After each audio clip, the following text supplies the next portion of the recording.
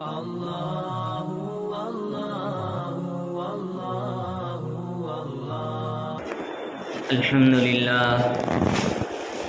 لله نحمده ونستعينه ونستغفره ونؤمن به ونتوكل عليه ونعوذ بالله من شرور أنفسنا ومن سيئات أعمالنا من يهده الله فلا مضل له ومن يضلله فلا هادي له ونشهد أن لا إله إلا الله وحده لا شريك له ونشهد أن سيدنا ونبينا ومولانا محمدا عبده ورسوله الذي أرسل بالحق بشيرا ونذيرا وداعيا إلى الله بإذنه وسراجا منيرا فقد قال الله تبارك وتعالى في القرآن المجيد والفرقان الحميد أعوذ بالله من الشيطان الرجيم بسم الله الرحمن الرحيم والفجر وليال عشر والشفع والوتر والليل إذا يسر هل في ذلك قسم لذي حجر وقال النبي الحبيب صلى الله عليه وسلم ما من أيام العمل الصالح فيهن أحب إلى الله من الأيام العشر أو كما قال عليه الصلاة والتسليم سبحان ربك رب العزة عما يصفون وسلام على المرسلين والحمد لله رب العالمين اللهم صل على سيدنا محمد وعلى آل سيدنا محمد وبارك وسلم اللهم صل على سيدنا محمد وعلى آل سيدنا محمد وبارك وسلم اللهم صل على سيدنا محمد وعلى آل سيدنا محمد وبارك وسلم سبحانك لا علم لنا إلا ما علمتنا إنك أنت العليم الحكيم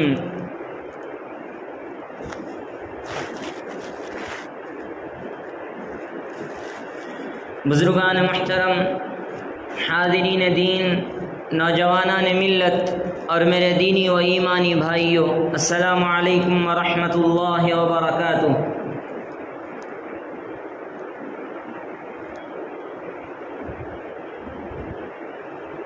اللہ رب العزت نے اس دنیا کو پیدا فرمایا اور پھر اس میں زمانے بنائے، ایام بنائے، ماہ و سال بنائے، رات اور دن بنائے، اور دن اور رات کو، ماہ اور سال کو اور زمانوں کو ایک دوسرے پر فوقیت عطا کی، فضیلت عطا کی۔ بعض ایام ایسے ہیں جن میں ایک چھوٹا اور مختصر عمل بھی اخلاص کے ساتھ کیا جائے تو وہ بہت بڑا بن جاتا ہے، جیسے کہ ماہ رمضان المبارک ہے۔ پورا مہینہ عظمت کا، احترام کا، ادب کا، برکت کا، فضیلت کا مہینہ ہے، جس میں جتنا عبادت کیا جائے، جس میں جتنا اللہ کو یاد کیا جائے، جس میں جتنا اللہ کا ذکر کیا جائے کم ہی ہے، اور اس میں اللہ رب العزت اپنی نوازشات اور اللہ رب العزت اپنی مہربانیاں اللہ اور بڑھا دیتے ہیں۔ ایک عمل کا بدلہ 70 گنا کر کے اللہ رب العزت عطا فرماتے ہیں۔ ایک فرض پڑھو گے تو 70 فرض کا ثواب دیا جائے گا، اور ایک نفل پڑھو گے تو اور اسی طرح سے اللہ رب العزت اس پہ فرض کا ثواب عطا فرمائیں گے۔ آپ اندازہ کیجئے، حالانکہ وہ مہینے کی فضیلت ہے، وہ وقت کی فضیلت ہے، وہ زمانے کی فضیلت ہے، وہ ان ایام کی فضیلت ہے جو اللہ رب العزت نے رمضان المبارک کے مہینے کو عطا فرمائی ہیں۔ ماہ ذی الحجہ جس میں ہم ابھی داخل ہونے والے ہیں، اپنی پوری آب و تاب کے ساتھ آ رہا ہے، اور اللہ رب العزت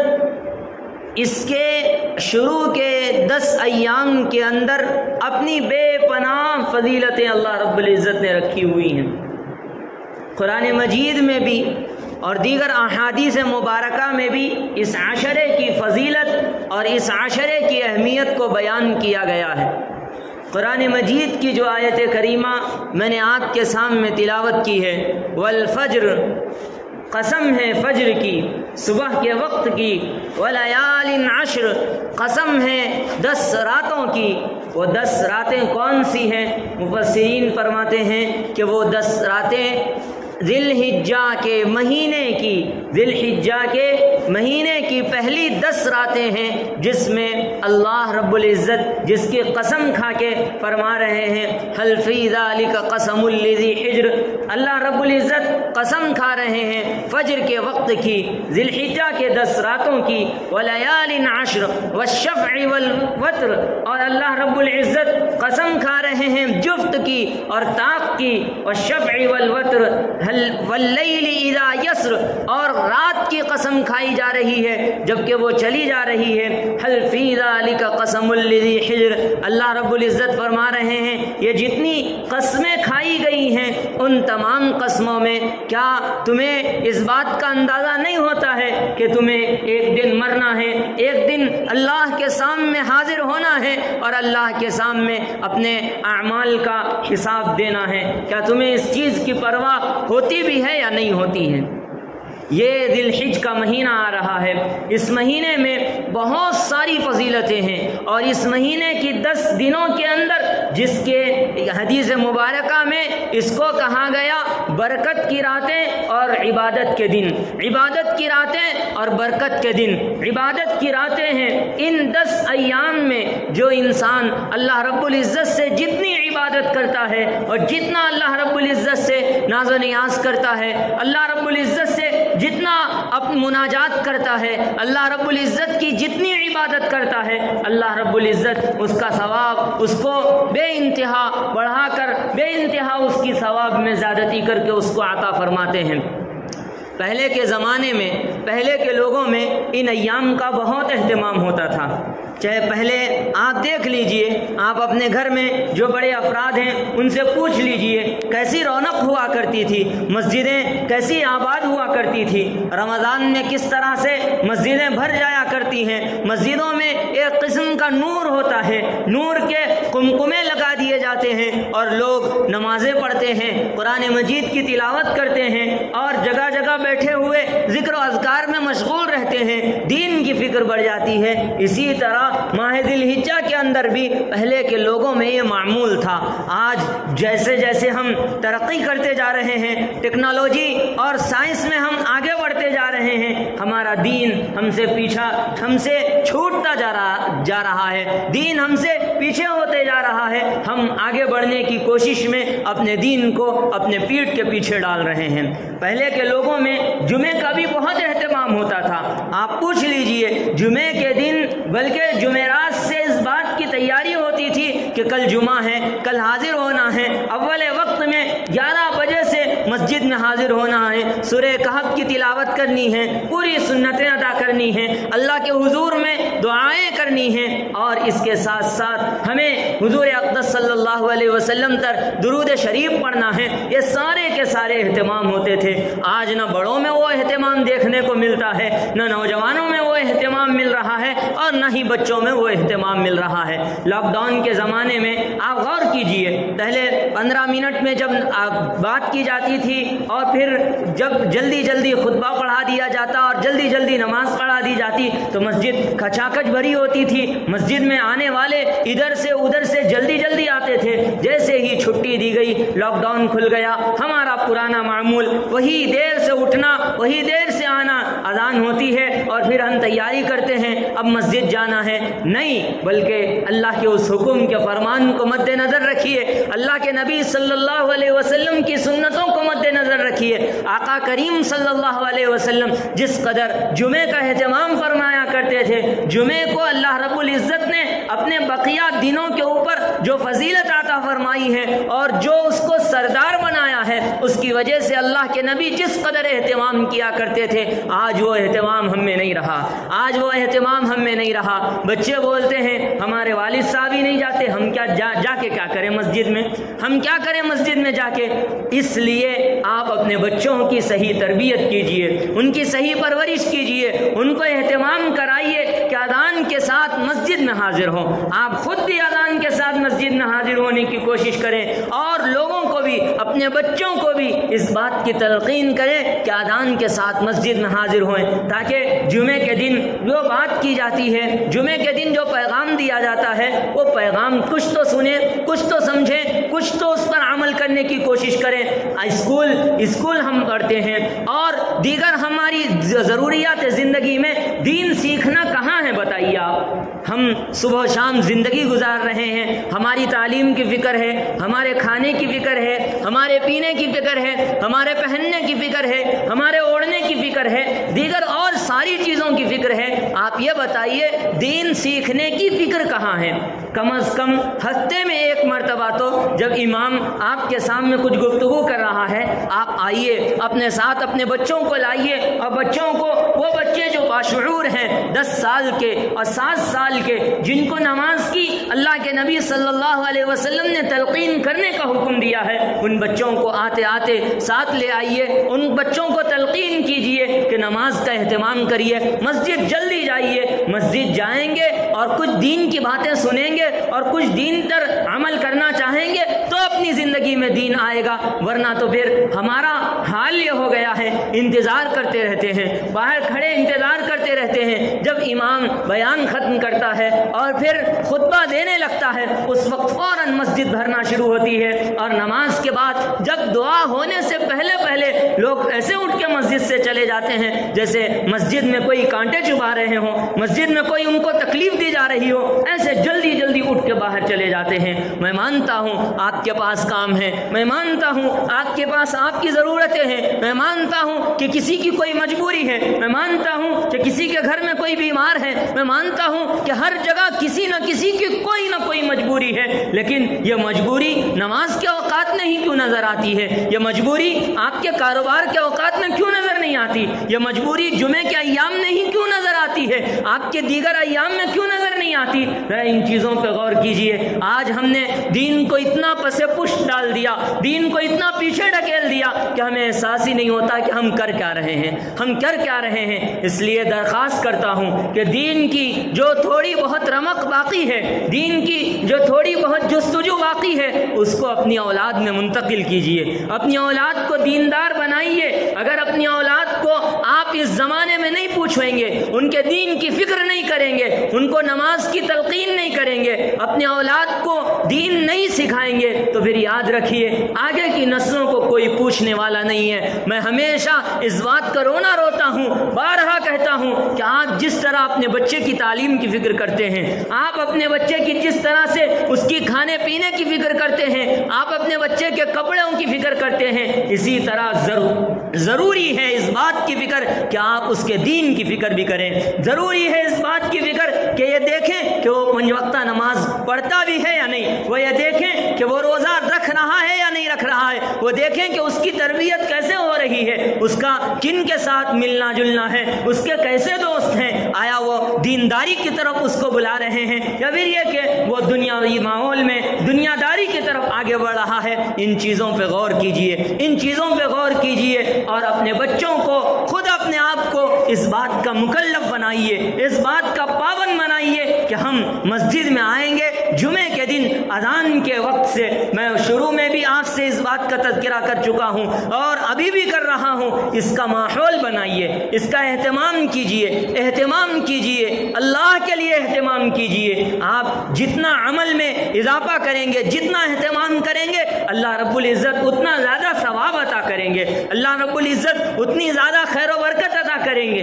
اللہ رب العزت اتنی زیادہ پریشانیوں کو دور کریں گے، اللہ رب العزت آپ کی ضرورتوں کو آپ کے پتہ چلے بغیر ختم کر دیں گے، بشرطے کہ ہم دین پر پوری کامل جستجو کے ساتھ، مستعدی اسی کے ساتھ ہم دین پر عمل کرنے والے بن جائیں۔ میں یہ کہہ رہا تھا اہتمام ہم میں ختم ہو رہا ہے، جمعے کا اہتمام ختم ہو گیا۔ عشرہ ذی الحجہ کے 10 دن اور ذی الحجہ کی جو 10 راتیں ہیں، پہلے کے زمانے میں پہلے لوگ رات میں جاگ کر عبادتیں کیا کرتے تھے اور جاگ کر اللہ کو منانے کی کوشش کیا کرتے تھے، جاگ کر اللہ کی عبادت کیا کرتے تھے، لیکن آج کل کے دور میں کہاں نظر آتا ہے؟ خال خال دیکھنے میں نظر آتا ہے، خال خال۔ اب اس مجمع میں مجھ کو ملا کر ہم کتنے لوگ ہیں جن کو پوچھا جائے کیا ہم کتنے لوگ ہیں جنہوں نے تہجد ادا کی ہے؟ کتنے لوگ ہیں جو راتوں میں اٹھ کر اللہ کو مناتے ہیں؟ کتنے لوگ ہیں جو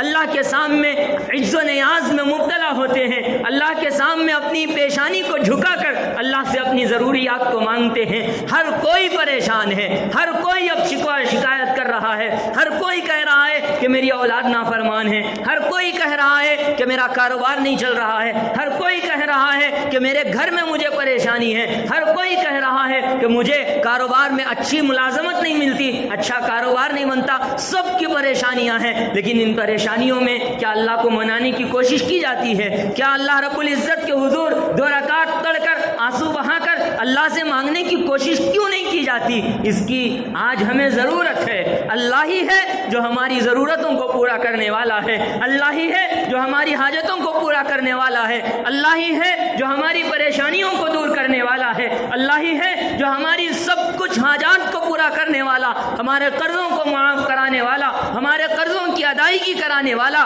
اور اللہ ہی ہے جو ہمارے کاروبار میں ترقی دینے والا، ہماری بہترین ملازمت کی اللہ رب العزت ذرائع بنانے والا، سب اللہ رب العزت ہی ہے۔ ہم سب سے شکوہ کرتے ہیں، سب سے شکایت کرتے ہیں، لیکن اللہ کے سامنے 2 رکعت نماز پڑھ کر سجدے میں جا کر دونوں ہاتھ اٹھا کر آنکھوں سے آنسو بہا کر اللہ کو منانے کی فکر نہیں کرتے، اللہ کو منانے کی فکر نہیں کرتے۔ صبح و شام میں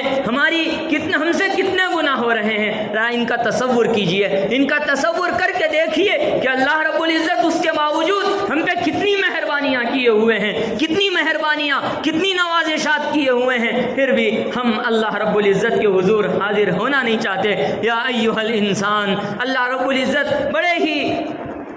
العزت انسان کو بڑے والہانہ انداز میں بلا رہا ہے۔ یا ایھا الانسان ما غرک بربک الکریم، یا ایھا الانسان، اے انسان تجھے کس چیز نے اپنے کریم پروردگار سے غافل کر رکھا ہے؟ کس چیز نے اپنے کریم پروردگار سے غافل کر رکھا ہے؟ اپنے خدا سے غافل نہ ہوئیے، ان دنوں کی، ان ایام کی فضیلت کو سمجھیے، ان ایام کا اہتمام کیجئے۔ اللہ کے نبی صلی اللہ علیہ وسلم کا ارشاد گرامی ہے کہ ان دنوں میں ذی الحجہ کے 10 دن اور 10 راتوں میں اللہ کو اس میں جو عبادت کی جاتی ہے، اس میں جو بندگی کی جاتی ہے، اس میں جو اللہ کو یاد کیا جاتا ہے، سال بھر کے ایام میں یہ اعمال بہت خصوصیت والے اعمال ہیں۔ ما من ایام العمل الصالح فیہن احب الی اللہ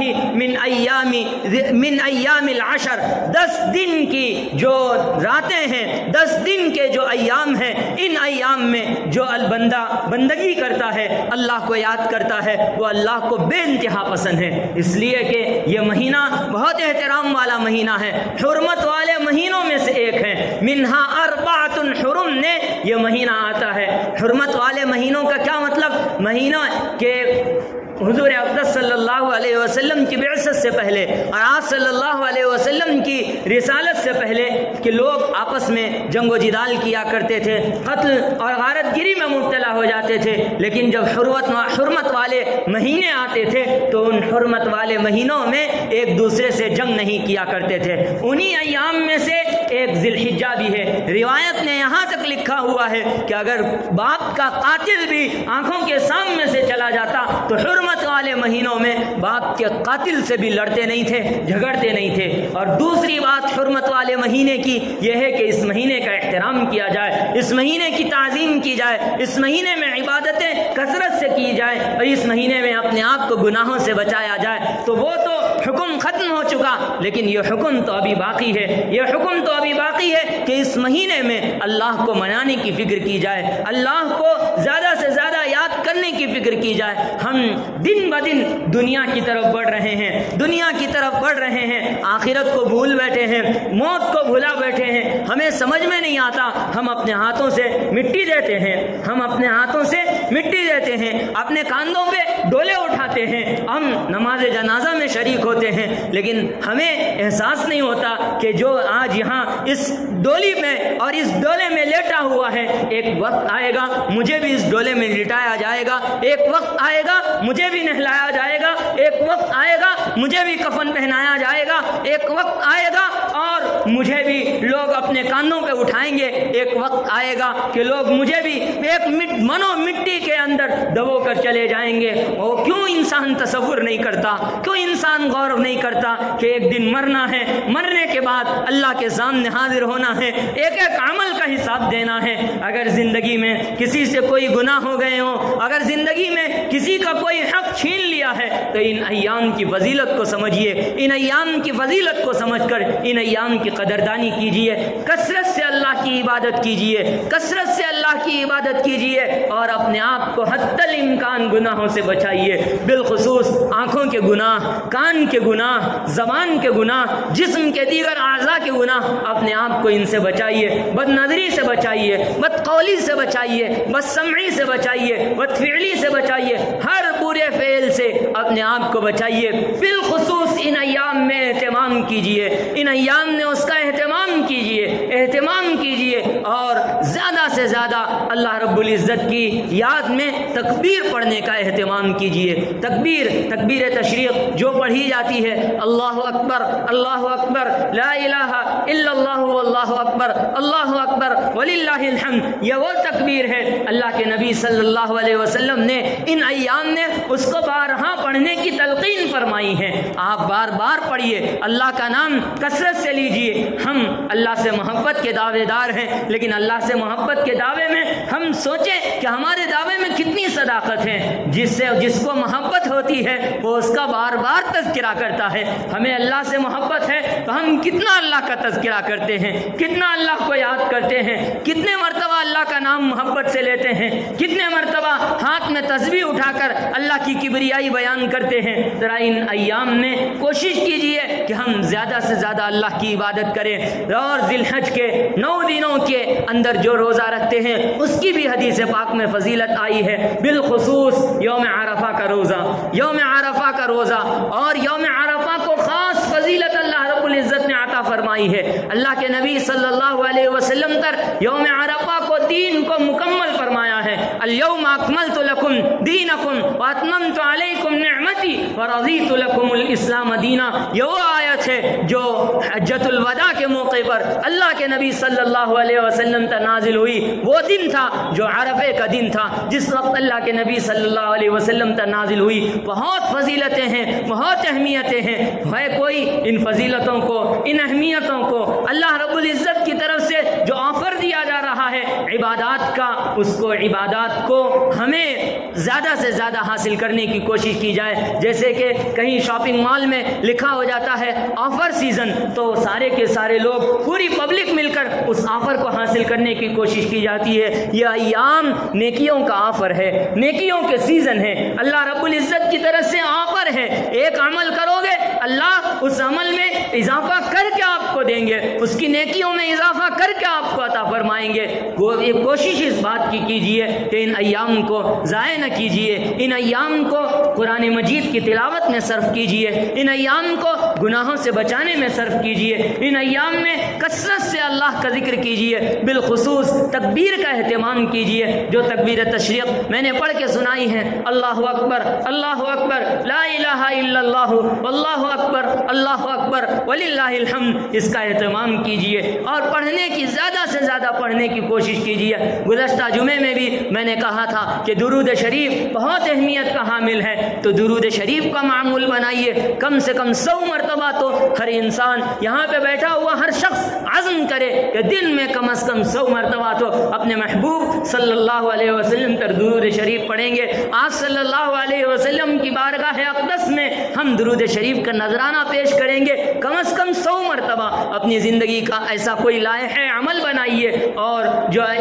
جو حضرات قربانی کرتے ہیں وہ اہتمام کریے۔ بالخصوص جو بال اور ناخن نہ کاٹنے کا مسئلہ ہے یہ مستحب ہے، جو حضرات قربانی کر رہے ہیں، جو حضرات قربانی جن پر واجب ہے، وہ حضرات اس بات کا اہتمام کریں کہ اپنے بال اور ناخن کو کاٹ لیں، کہ پھر وہاں سے لے کر آپ کو اپنی قربانی تک بال اور ناخن کاٹنے کی اجازت نہیں ہے، یہ مستحب کے درجے میں ہے۔ اگر کاٹ لے تو گناہ نہیں ہے، لیکن اگر یعنی ان ایام میں اگر کوئی کاٹ لے تو گناہ نہیں ملے گا، لیکن مستحب کا جو ثواب ہے وہ ختم ہو جائے گا۔ اس لیے آج کل کے یہ گناہوں بھرے دور میں ہمیں ان چھوٹے چھوٹے ثوابوں کے حاصل کرنے کی کوشش کرنی چاہیے، اس لیے اس کا اہتمام کیجیے۔ اور بالخصوص جو